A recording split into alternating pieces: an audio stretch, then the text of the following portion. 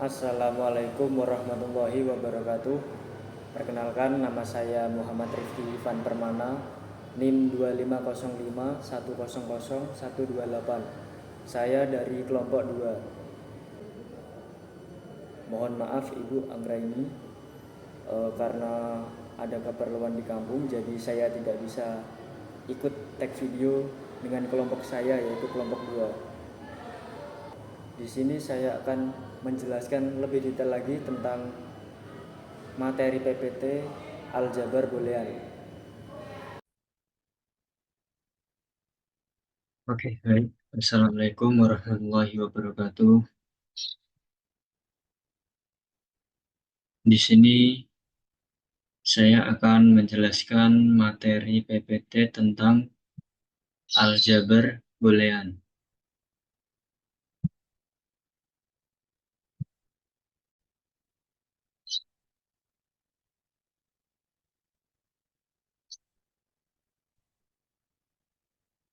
Oke,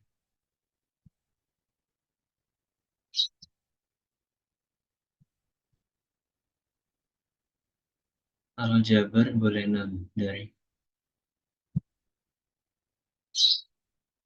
saya dari kelompok 2. Nama saya Muhammad Rifki Ivan Permana, NIM 2505100128. Baik, yang pertama, definisi formal aljabar boolean. Struktur aljabar boolean didefinisikan sebagai tupel.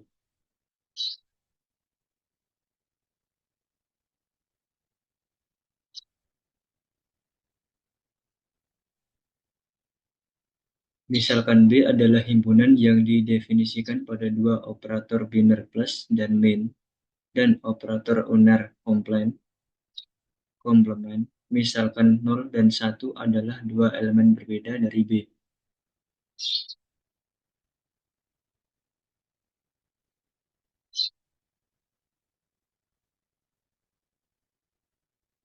Operator biner plus sama dengan penjumlahan logika atau OR.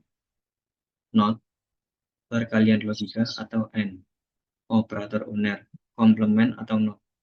Konstanta 0 dan 1 elemen identitas. Aksioma dasar atau postulat Huntington. Definisi formal aljabar boolean harus memenuhi 4 aksioma utama: identitas, komutatif, distributif, dan komplement. Yang pertama adalah identitas. A plus 0 sama dengan A, dan A not A, A not 1 sama dengan A. Yang kedua adalah komutatif. A plus B sama dengan B plus A.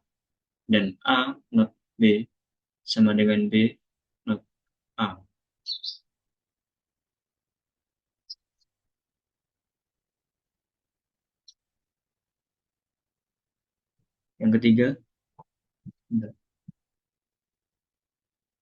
Yang ketiga, distributif. Berlaku sifat dualitas. E kali G. A kali B plus C sama dengan A kali B plus A kali C. Yang keempat, komplement. A plus A komplement sama dengan 1. Dan A kali A komplement sama dengan 0. Lanjut ke hukum dasar bagian 1.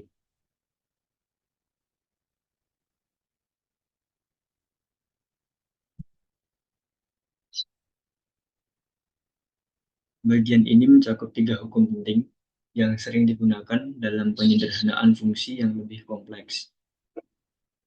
Yang pertama, hukum penyerapan atau absorption. OR sama dengan A plus A kali B sama dengan A. Lalu ada N, A kali A plus B sama dengan A. Intinya, variabel tunggal menyerap istilah yang mengandung variabel tersebut. Lanjut ke hukum yang kedua, hukum distributif. N di atas OR sama dengan A kali B plus C sama dengan A kali B plus A kali C, sama seperti aljabar biasa.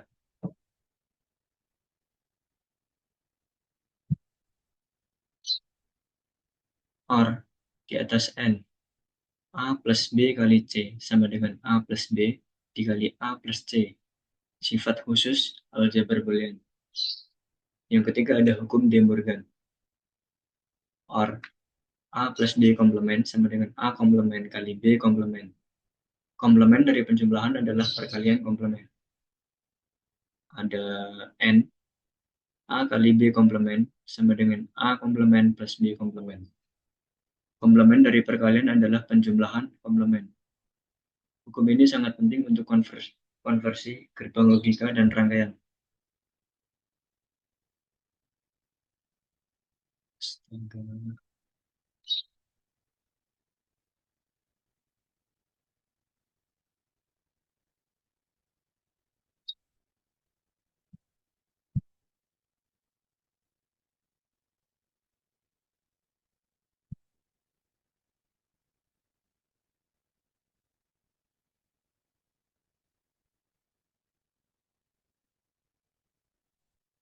Selanjutnya, hukum dasar. Bagian 1. Bagian ini mencakup 4 hukum fundamental yang mudah diterapkan dalam manipulasi aljabar. Yang pertama ada hukum idempoten. OR A plus A sama dengan A. Menjumlahkan variabel dengan dirinya sendiri menghasilkan variabel itu sendiri. Lalu ada N, A kali A sama dengan A. Mengalihkan variabel dengan dirinya sendiri menghasilkan variabel itu sendiri. Yang kedua ada hukum dominansi atau nul. OR A plus 1 sama dengan 1. Penjumlahan logis dengan 1 selalu menghasilkan 1. Ada N, A kali 0 sama dengan 0. Perkalian logis dengan 0 selalu menghasilkan 0. Yang ketiga ada hukum komplement. OR A plus A komplement sama dengan 1. Penjumlahan variabel dengan komplementnya selalu menghasilkan 1. Lalu untuk yang N, A kali A komplement sama dengan 0. Perkalian variabel dengan komplementnya selalu menghasilkan 0.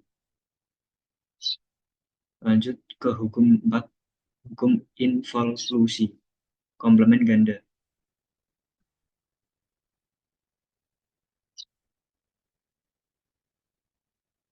Kurung buka A komplement, kurung tutup komplement sama dengan A. Komplement dari komplement suatu variabel adalah variabel itu sendiri.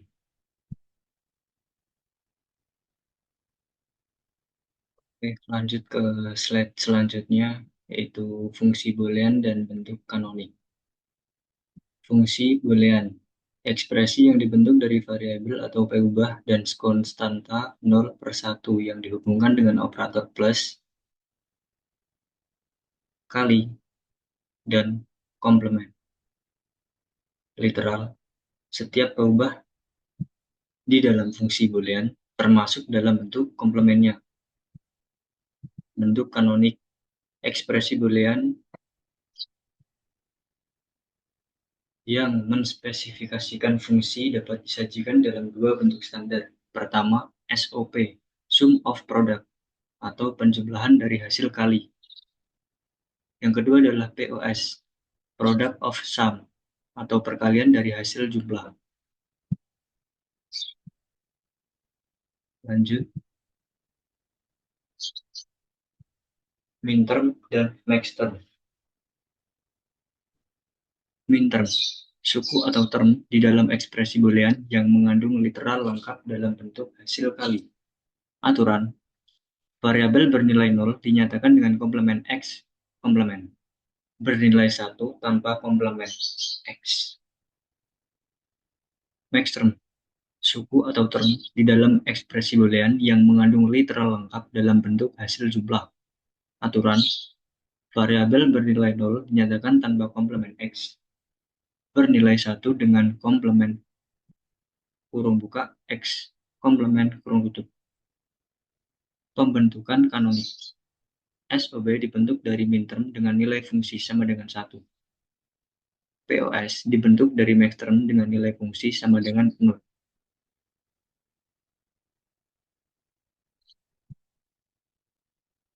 Lanjut ke tujuan penyederhanaan fungsi. Minimisasi. Mencari bentuk fungsi lain yang ekuivalen tetapi dengan jumlah literal atau operasi yang lebih sedikit. Efisiensi rangkaian. Fungsi boolean yang lebih sederhana berarti rangkaian logikanya juga lebih sederhana atau menggunakan jumlah gerbang logika lebih sedikit. 3 metode utama. Yang pertama adalah secara aljabar atau menggunakan hukum-hukum. Yang kedua, menggunakan peta Carnot atau Kimet, metode grafis paling populer. Yang ketiga ada metode Quine-McCluskey atau metode tabulasi. Metode peta Carnot atau Kimet didefinisikan sebagai metode grafis untuk menyederhanakan fungsi boolean, tersusun dari kotak-kotak yang mempresentasikan minterm. Prinsip penyederhanaannya adalah menggabungkan kotak-kotak bernilai 1 yang saling bersisian. Kelompok prioritas dari terbesar. Yang pertama adalah oktet, yang terdiri dari 8 kotak. Yang kedua adalah kuat, yang terdiri dari 4 kotak. Yang terakhir adalah pasangan, yang terdiri dari 2 kotak. Hasilnya, setiap kelompok menghasilkan suku atau term yang lebih sederhana. Meminimasi fungsi.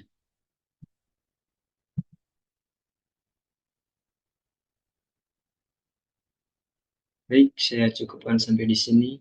Wassalamualaikum warahmatullahi wabarakatuh. Mohon maaf Ibu Anggraini, karena ada keperluan di kampung, jadi saya tidak bisa ikut tag video dengan kelompok saya, yaitu kelompok 2. Saya cukupkan sampai di sini. Mohon maaf dan semoga Ibu Anggraini bisa memaklumi. Terima kasih. Wassalamualaikum warahmatullahi wabarakatuh.